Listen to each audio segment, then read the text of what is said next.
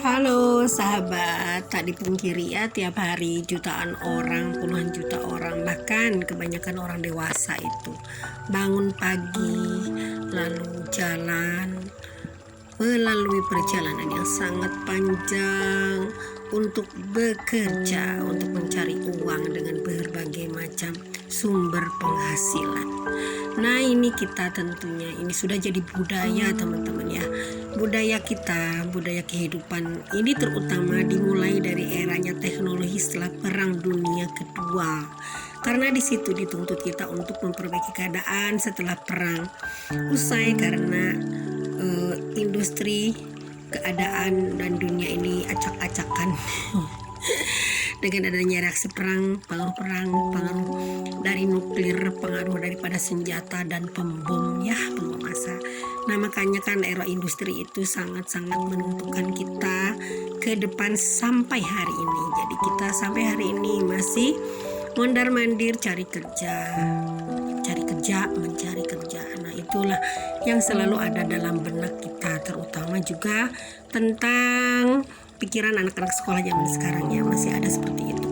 Nah, sekarang beruntunglah pemerintah mulai sadar, termasuk kita juga harus mulai sadar bahwa pendidikan ini bukan hanya untuk cari kerja, tapi untuk mengembangkan paradigma berpikir, mendewasakan kita. Sekolah sih sampai setinggi-tingginya oke, tapi jangan bertujuan untuk mencari kerja teman-teman ya. Karena pekerjaan ini sebenarnya usah dicari, banyak sekali pekerjaan. Apa yang harus kita kerjakan di rumah banyak sekali. Cuma pekerjaan ini memang ada duitnya enggak gitu kan. Nah, ini kembali lagi kepada duit sekarang. Kita bicara tentang duit, tentang finansial. Sebenarnya uang ini bisa datang sendiri tanpa dicari teman-teman ya. Yang penting gitu tahu ilmunya.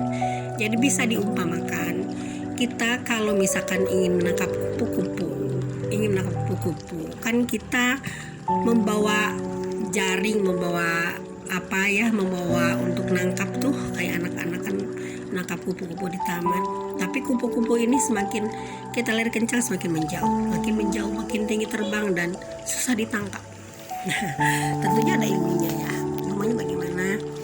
Yaitu ada peribahasa, kalau ingin menangkap kupu-kupu, bangun saja tamannya, taman bunga yang sangat-sangat luas. Tentunya membangun taman ini ada prosesnya. Jadi tidak dengan tiba-tiba sehari, 2 hari, sebulan, seminggu jadilah taman, kan seperti itu. Jadi ada prosesnya teman-teman ya. Nah, begitupun dengan rezeki, dengan uang. Jadi uang ini yang awet, yang abadi ini kita harus bangun aset. Jadi bangun aset itu bisa diumpamakan dengan kita menanam bunga atau membuat taman, sehingga nanti setelah bunganya tumbuh bertunas, lalu dalam sekian bulan akan berbunga. Tanpa kita sadar, kupu-kupu itu kan datang berbondong-bondong kepada kita. Nah, jadi kupu-kupu ini tidak usah ditangkap, tapi mereka akan datang sendiri. Begitupun uang, begitupun rezeki. Kita harus menanam aset dulu. Aset itu banyak macamnya teman-teman. Pertama, kita menanam aset kebaikan.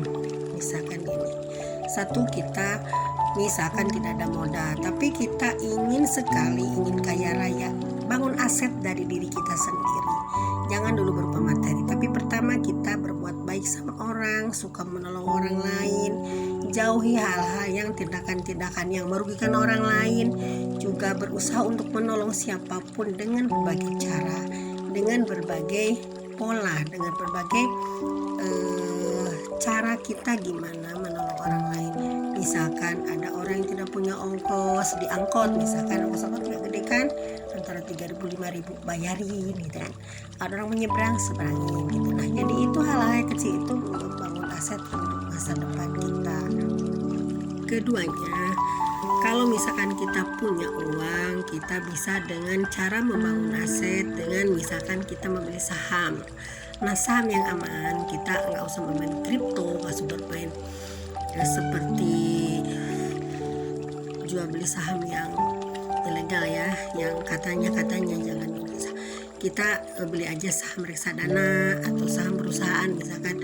Yang saya tahu saham yang paling populer ini di Indonesia itu saham BCA, saham Jarum ya, saham Unilever, saham banyak sekali ya. Nah itu saham-saham yang ada di Indonesia. Jadi kita beli saham aja. Sahamnya beberapa perusahaan banyak yang murah, tapi ada juga banyak yang mahal. Satu lotnya ada yang 3 juta, ada yang cuma 500.000, ada yang hanya 200.000. Jadi kita bisa memilih. Jadi membeli saham ini yaitu di sekuritas ya, kebanyakan di Jakarta. Lalu ketiganya, kita membangun aset ini bisa dengan cara, misalnya dengan cara kalau punya uang ya, kalau punya uang istilahnya kan, kalau misalkan membangun kos-kosan atau membangun rumah kontrakan ini kan nilainya besar, minimal umpamanya 100 juta, 200 juta, 300 juta. Nah kalau punya uang bisa, misalkan teman-teman mulai membangun kos-kosan 5 kamar, 10 kamar gitu, nanti kan berkembang lagi kepada jumlah yang lebih besar lagi. Nah ini caranya membangun aset. Jadi kalau kita sekarang kekeh ingin kerja ya kerja dulu, tapi harus dibatasi dengan waktu. Misalkan oke lah 5 tahun kerja, setelah punya uang 5 tahun kerja kita bangun aset untuk membangun aset masa depan. Jadi kita sekarang hentikan pola pikir untuk bekerja, karena ini pola pikir untuk bekerja ini kita hanya pikiran dan hati kita hanya untuk memperkaya orang lain. Artinya kita bekerja bukan untuk diri kita sendiri tapi untuk orang lain. Lalu yang keempat, yang berikutnya kita bisa melangkah ke yang lebih jauh lagi, yaitu membeli aset yang lebih besar. Misalkan aset perkebunan. Nah, misalkan kita membeli tanah 1 hektar, tentunya di pegunungan ya, di perkampungan. Lalu kita tanamin dengan tanaman pertama mungkin kelapa untuk yang jangka panjang ya, atau durian ya, atau tanaman keras lainnya yang kira-kira umurnya dari mulai baru 3 tahun baru berbuah dan selanjutnya bisa puluhan tahun. Itu aset ya. Dan nanti dalam tanah itu di bawahnya kita bisa menanam tumpang sari teman-teman ya. Tumpang sari yaitu dengan sayuran, dengan tanaman-tanaman ubi-ubian, itu bisa kan dijual kayak menanam singkong gitu. Nah itu tentunya juga modalnya besar teman-teman ya, bisa antara 100 juta sampai miliaran ya. Nah ini kalau kecil-kecilan juga bisa, kalau punya tanah di kampung mulailah ditanamin pisang misalkan itu kan. Tapi kalau kecil-kecilan itu biasanya tidak bisa diandalkan untuk aset ke depan, tapi paling tidak juga kita makanan tidak usah membeli ya. Lalu yang kelimanya, kita bisa melangkah ke yang lebih jauh lagi. Misalkan kita membeli saham Nasdaq ya, Nasdaq Amerika ya, saham tertinggi di Wall Street di sana. Jadi kita mulai bisa membeli saham yang nilainya tinggi. Saham apa aja? Pertama saham Facebook, saham Apple, saham perusahaan internasional, itu banyak sekali itu saham-saham yang memang kelasnya kelas saham internasional. Nah jadi untuk pengembangan perusahaan nanti teman-teman bisa lebih tinggi lagi, tergantung nanti kemampuan kita dalam mengelolanya dan pengalaman kita juga besarannya modal berapa yang kita punya teman-teman ya. Nah jadi ini cara membangun aset. Jadi janganlah kita untuk selalu menunggu mencari pekerjaan, tapi kita mulai membangun aset kecil-kecil. Nah itu dari mulai menanam kebaikan sampai kita membangun aset yang lebih besar. Jadi bisa diumpamakan dengan yuk kita membangun taman untuk menjaring kupu-kupu lebih banyak daripada kita mengejar kupu-kupu. Belum tentu dapat. Kalau nggak nyusruk ya paling gimana lah gitu kan. Lelah sekali teman-teman ya. Nggak usah dikejar. Nah itu cara mengejar kupu-kupu itu seolah-olah kita tiap pagi bangun subuh, ngejar kereta api, ngejar KRL, ngejar mobil, ngejar busway, angkot. Kita mengejar uang yang belum tentu juga dapat uang yang memang sepadan dengan tenaga kita.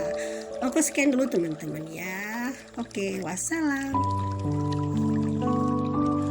Oh iya, bagi teman-teman yang dari luar negeri ya, ini banyak subscriber saya yang ada yang dari Amerika Serikat, dari Rusia, dari India, dari Vietnam. Oke, thank you so much ya. Oke, bye for now.